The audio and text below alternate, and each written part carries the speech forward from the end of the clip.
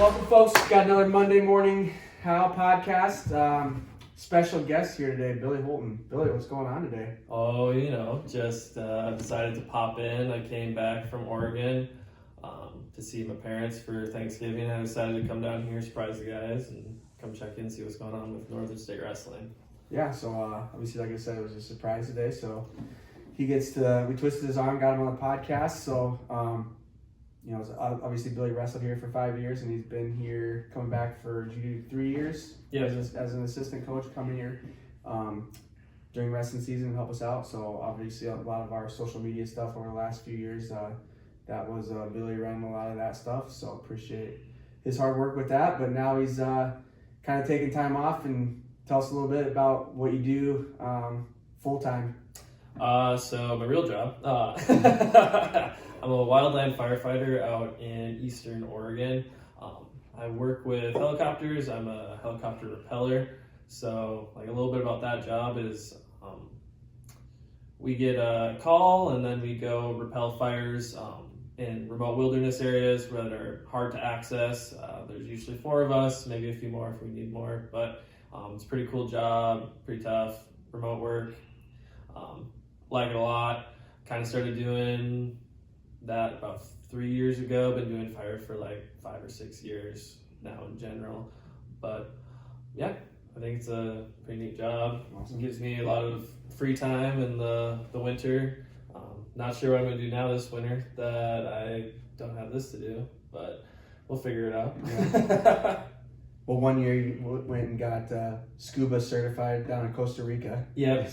I went down to Costa Rica in 21 for 10 weeks to get my dive master. So I was down there, have like 80 some dives, so I could be a certified scuba diving guide somewhere if I wanted to. Maybe gonna try and do a little more scuba diving this winter. I haven't done that in quite a while. Got to get my passport renewed. Actually, I've been trying to do that for like 4 months, but I'm chronically lazy.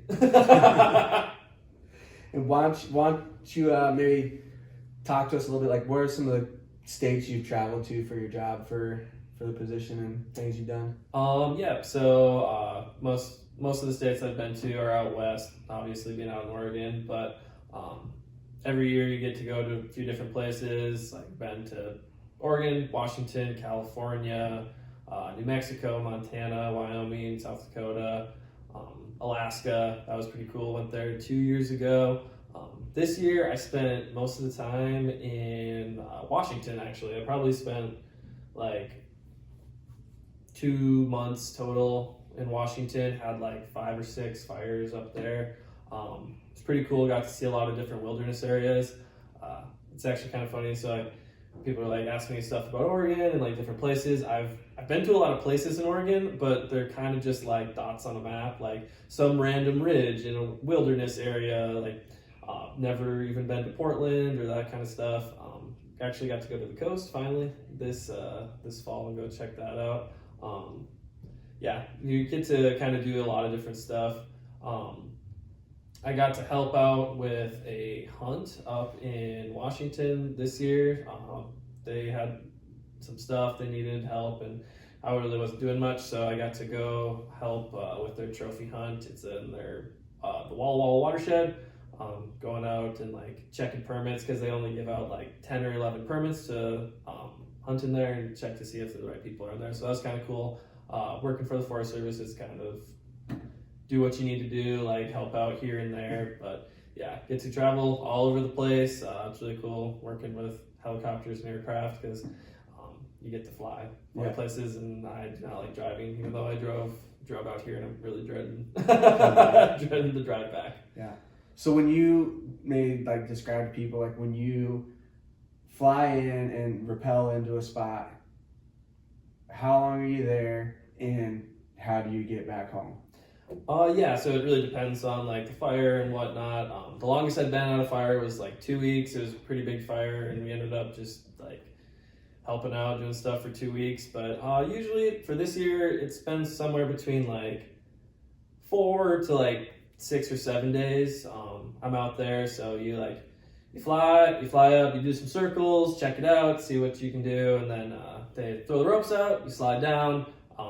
They drop down some boxes which have like our firefighting tools, our food, our water, and then like we've got our own bags with like all our personal stuff. We're kind of set up for about like 3 days of being self-sufficient. After about 3 days is when you kind of start needing more stuff. So usually we call an order to like our dispatch, and they'll hook us up and get us food, like MREs usually, which aren't the greatest. We've got our own food boxes, so I'm out there eating like spam and beans and that kind of stuff. My dad actually sent me a picture. Randomly, I was out in this wilderness and had service, and he sent me a picture. He's having this like beautiful steak supper with like a roll and vegetables and mashed potatoes and a side salad, and I sent him a picture back, and I was eating an entire package of mashed potatoes that feeds a family of 4, 1 entire can of baked beans, and then half a can of spam that I fried with honey and sriracha. It was pretty good. I felt very full afterwards, but the funny part was we have our containers we keep the water in, so like water jug that I was just eating the slop out of. So my dad sends me this fancy restaurant dinner, and I'm sending back my slop that I'm eating out of actual garbage. Yeah. But the worst part about that whole thing was I went to we got up early, went to work, had to start working really hard right away, and so I was sweating, and I was just sweating straight baked beans. It smelled horrendous. I just smelled like baked beans, and I was like, maybe I would imagine it. I get off that fire, I go on a couple days off, come back to wash some of my stuff, and I smelled my Nomex that I would have been wearing. I was like, this still smells like baked beans. So I'm fueled by baked beans, if you wanted to know. On the fire. Okay.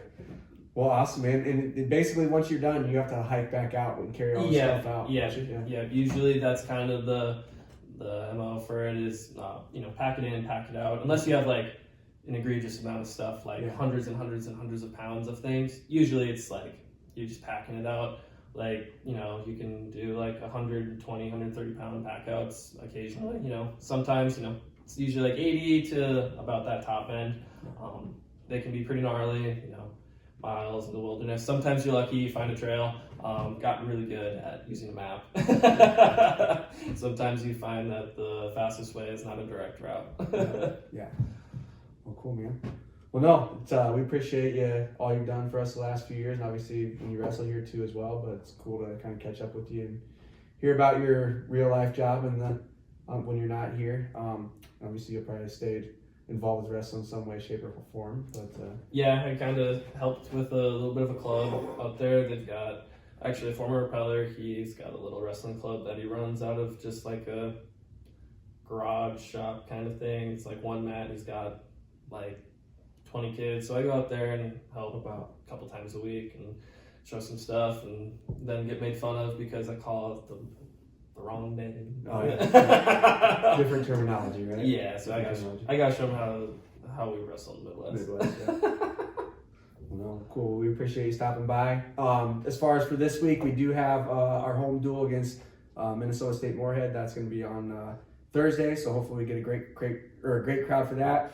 It is youth night, so any youth wrestlers in the area, you guys will get in for free. So we'll be sending out an email to the youth coaches and trying to get rosters and stuff. But yeah, it'll be youth night, so hopefully we get a lot of kids there and cheering on the Wolves as they take on the Dragons at 7 p.m. here at Wax Arena on Thursday.